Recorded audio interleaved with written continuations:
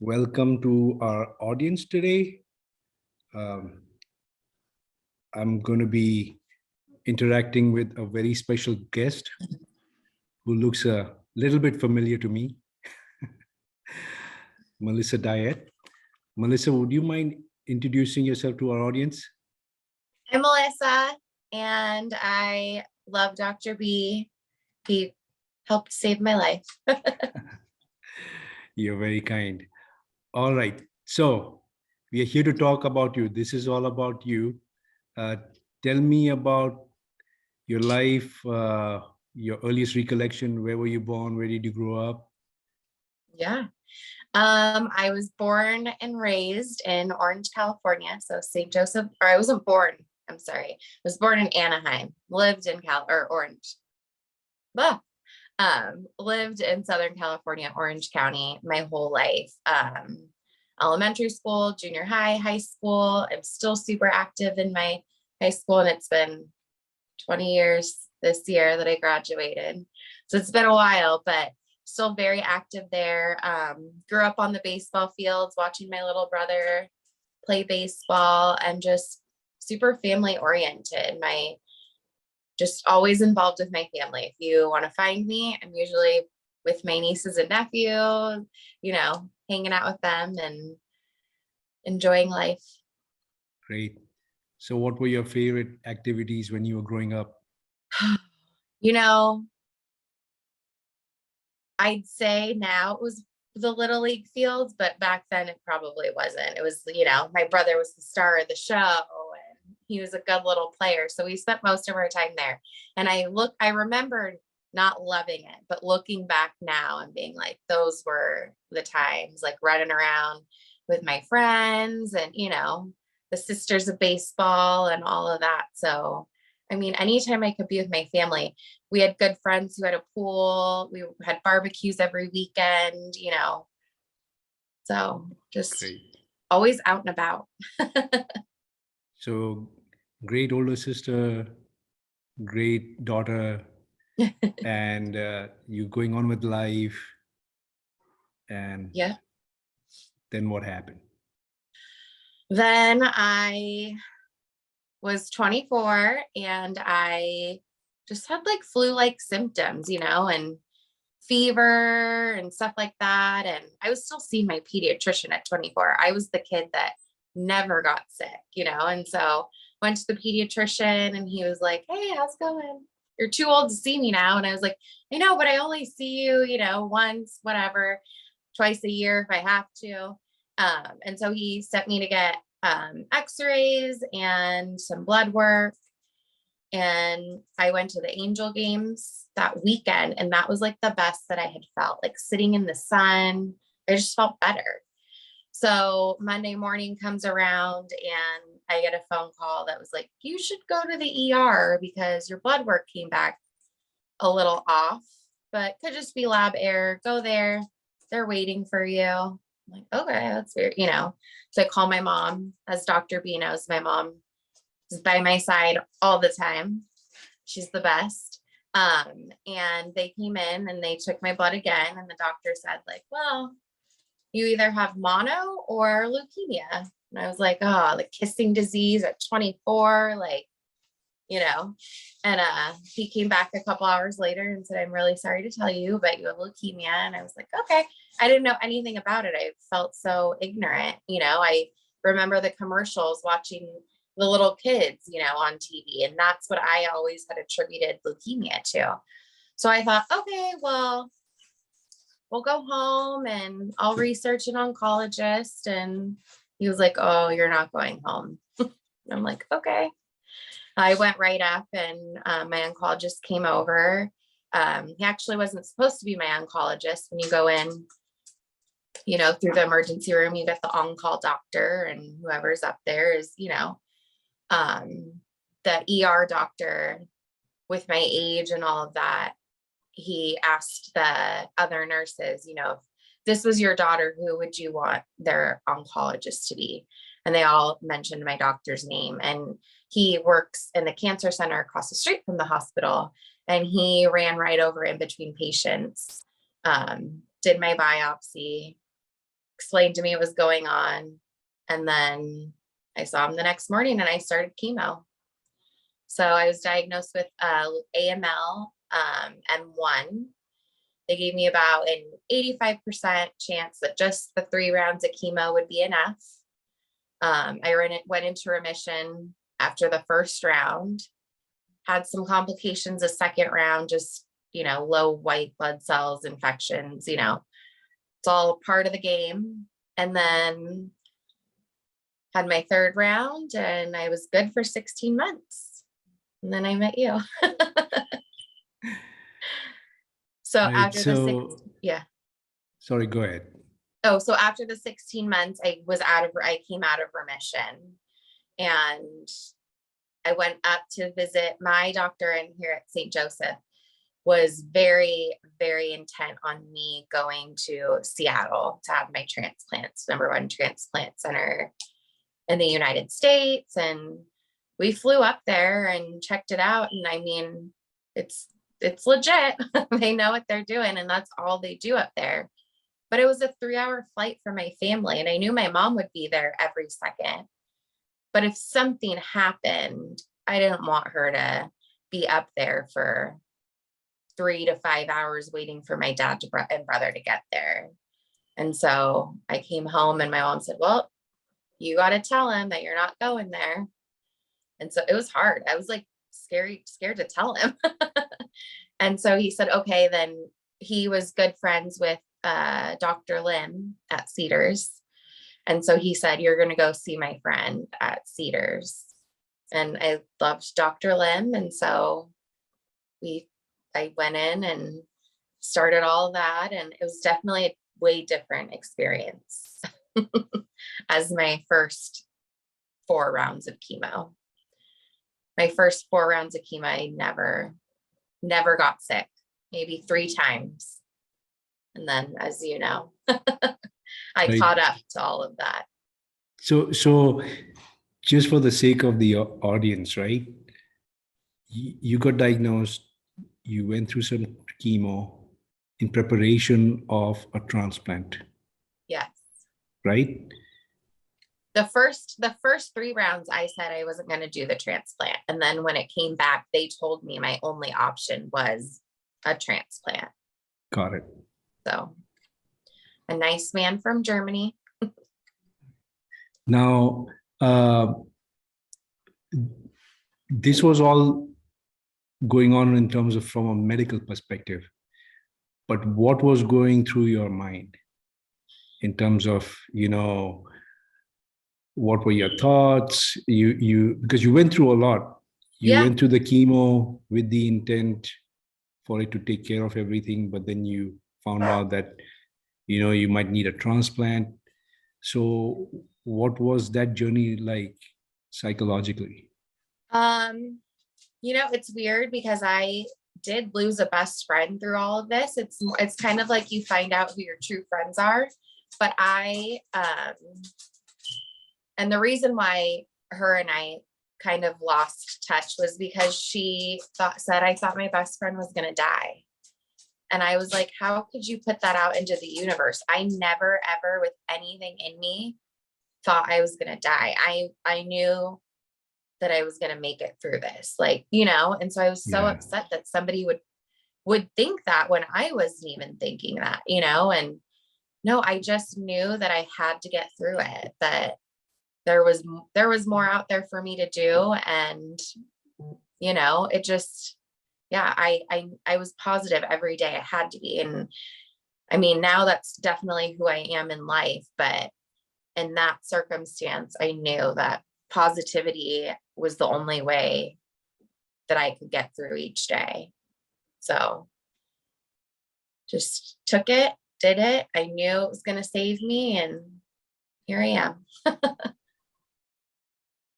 Well, so a lot of questions come to mind. So you were going through, it's interesting because you were going through a personal loss as you were going through the treatments in the form of a friend. Yeah. And I'm sure it's scary for others, just who are not very familiar with what you were going through. So you just kept on going. Yeah. Seems like. And at that point it was like, if it wasn't for me, which it was obviously, like it was the treatment, all of that. I knew I had to stay positive. I had to take the treatment, but I couldn't imagine. It's almost like thinking, I can't imagine losing my mom or dad right now. I'm 37 and it's like something happened to my parents. I think it would crush my whole world. And I just imagine what would my parents go through and feel it. You know what I mean? If they had the loss of a child, like that's not the way it's supposed to go. Right. And so, yeah, I just did what I had to do and made it through. So tell us about your experience with the transplant. Man, that was extremely, extremely tough. And I didn't see it coming. And a part of me wishes that, my mom, she researched a ton. She talked to people who had transplants my age, through social media and joined groups and stuff like that. And I never did that. I'd researched more of like, my doctor would say something and I'd be like, what was that word again? And so the transplant, I wish that I probably would have talked to somebody before, because I had no clue how hard it truly was going to be.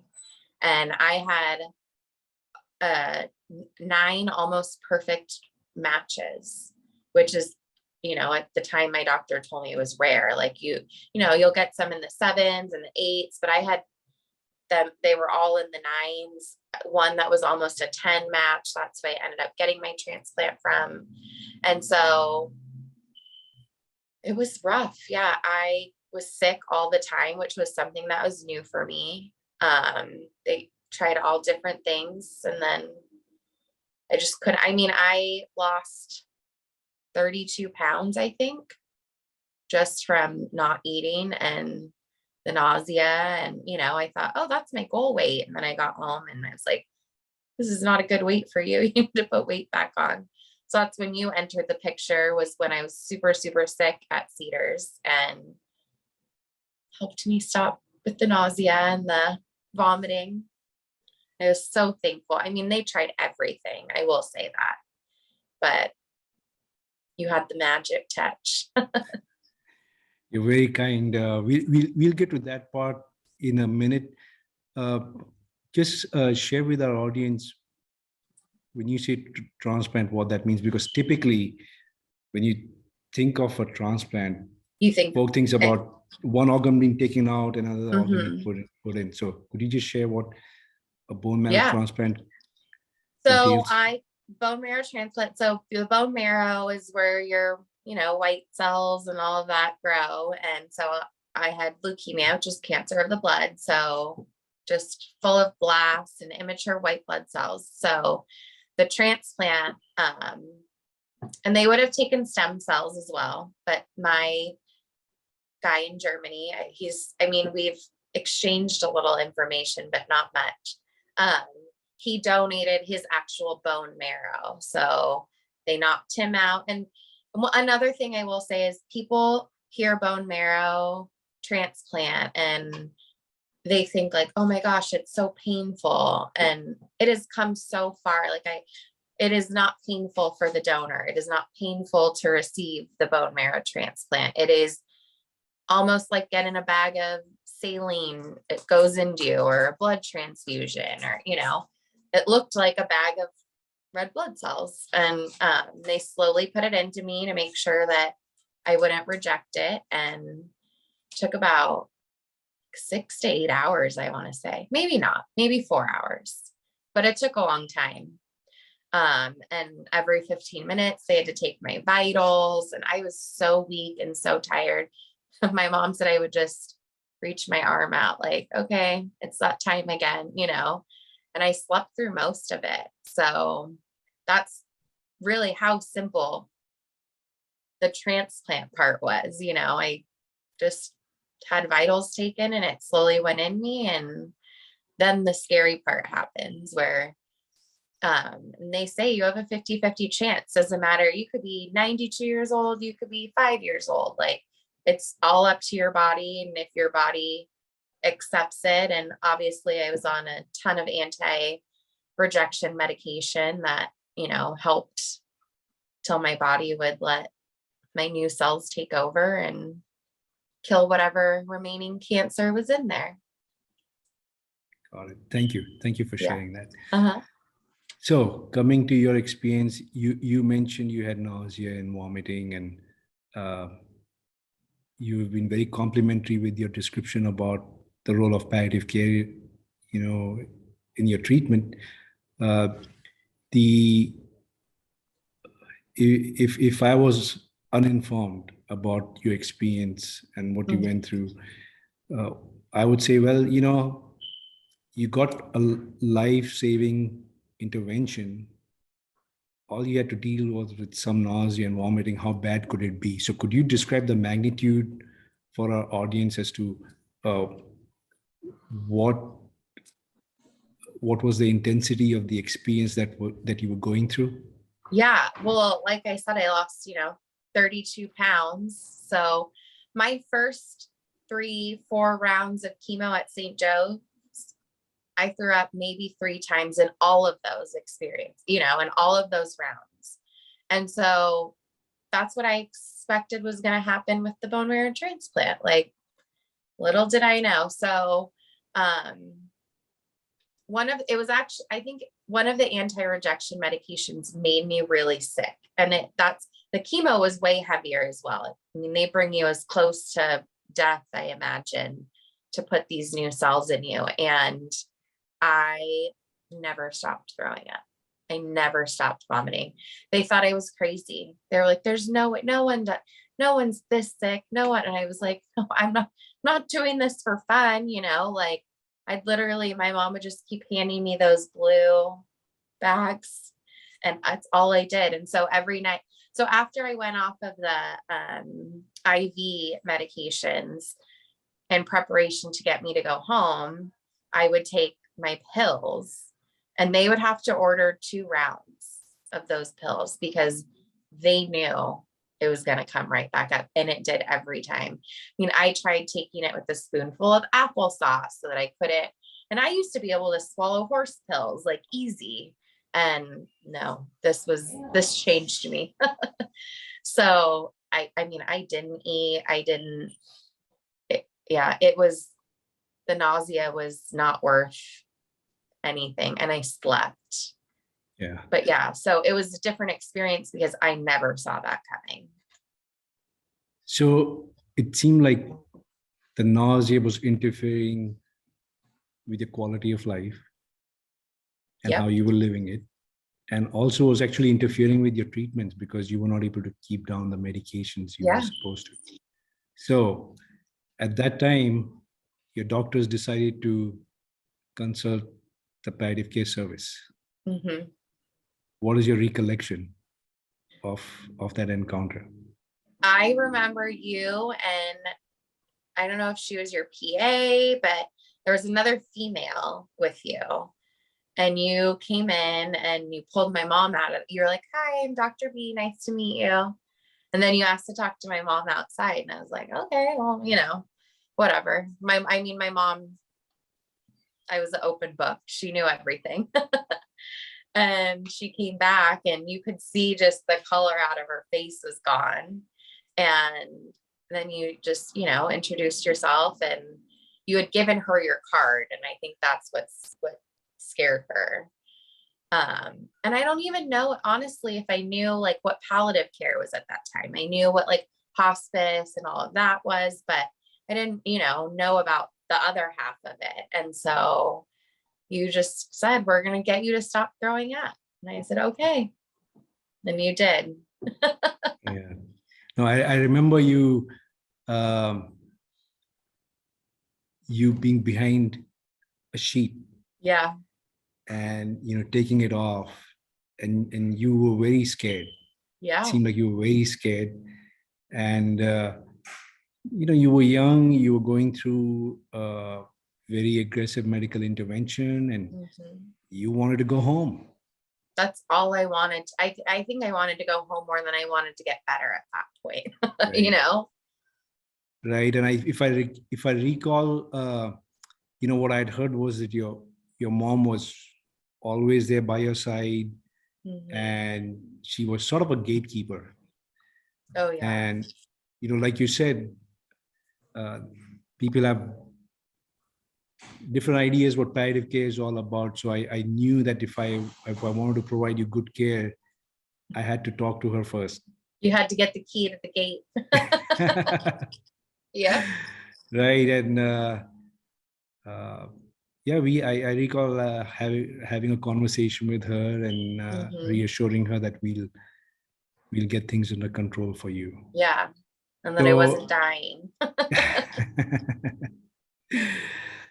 so so you got the palliative care service involved in your care, and we started you on certain treatments. Did they help? Oh my gosh, yes. You put me on a steroid and the patch behind my ear. I'm sure there were others, but those were the two that like I remember. And yeah, I mean, I'd say within probably like a week. Yeah, within the week, because I went home, I think within the 2 weeks of like actually getting you on the team. And so the rule was I couldn't vomit anything for 7 days to go home. And so I think it took us a few days to figure out the right doses and, the patch.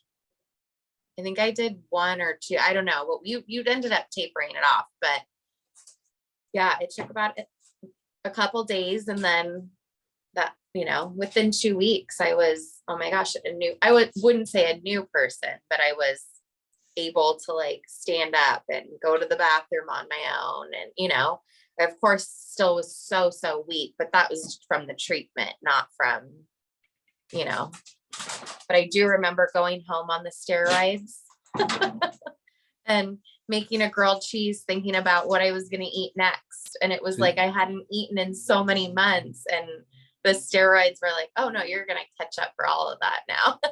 All right. So yeah, I mean, I think when I got home, I threw up twice, and it just was probably from going to the living room too many times, just wearing myself out. And, yeah, it was your treatment is what I remember probably the most, because you guys were so caring and just so like, let's get you better. Not, this is all a part of it. This is, like you guys focused on like, okay, you're going through all of this, but we're going to like make you feel better. And then you're still probably gonna have to go through all of this, but at least you're, feeling better. So Yeah, that's I'm glad it worked. Once in a while it works. yeah, I have a feeling it works more than once in a while. But yeah, I think what typically ends up happening is there are different causes, for the same symptom. So it was just a matter of taking, trying to identify what might be causing the nausea and giving the right medications for it. Yeah. So you use some very strong language when you said, it was like life-saving, that experience with palliative care. Yeah. And what can you elaborate a little bit more? Because it was just treating your nausea. What's again, it's like it's not a big deal. It wouldn't be a big deal, for somebody to view it from the outside. Yeah. So can you just elaborate a little bit more about why you feel so strongly about the benefit of the intervention? Because I didn't see an end in the throwing up and the being that sick, and everybody, the other doctors, my own doctors, my own team saying like, we've never seen this, or you're way on the high level opposed to, the moderate or low level of the nausea and all of that. And so when they kept saying like, this is normal, or this isn't normal, and I was like, how am I going to get better? And I started to not see like the light. And it's funny, I couldn't tell you like my other rounds of chemo. I knew exactly how long I was in the hospital for, 32 days, 68 days, 31 days. at Cedars, it all ran together. And that was scary for me because I feel at St. Joe's, like they could come in and be like, oh, you need your Zolfran. And I'd be like, nope, I already had that. At Cedars, I didn't have so much control because I was so sick. And that was scary for me because I remember a lot of things, and to not remember and not be able to keep up and just be so sick, I thought maybe I'm the 50% that's not gonna get through this. And, and that was my one negative thought, like going back to, my best friend, I thought you were going to die. And it's like, I never thought that. Maybe there was a time where I thought maybe one time, and then you guys came in and it wasn't like, oh, this is normal, or you guys truly listened and helped me. And I attribute that to me getting better and getting out of there. Great. Couldn't have done it without you guys, without you. And then you were off. And then Once I was we got off. you better. Right? I did. I was eating grilled cheese and quesadillas, and I gained all that weight back. So thanks a lot for sharing your experience with your medical history and your experience with the bone marrow transplant and the palliative care service, and also shedding some light upon your personal experience through that journey as well. Yeah. I can't I can't tell you how thankful I am for you to take the time to join me. It's my pleasure. Any parting words?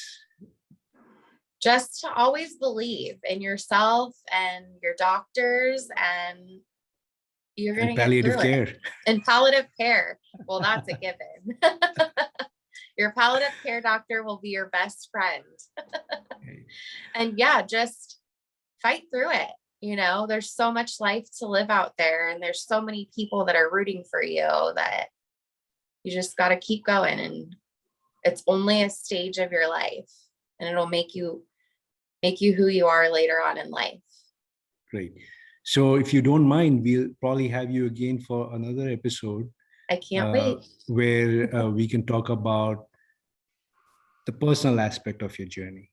Yeah. You shared a glimpse of it with us, but that would be the focus of that interaction. Would that be okay? I'm ready when you are. All right. Thank you very much. Thank you, Dr. V.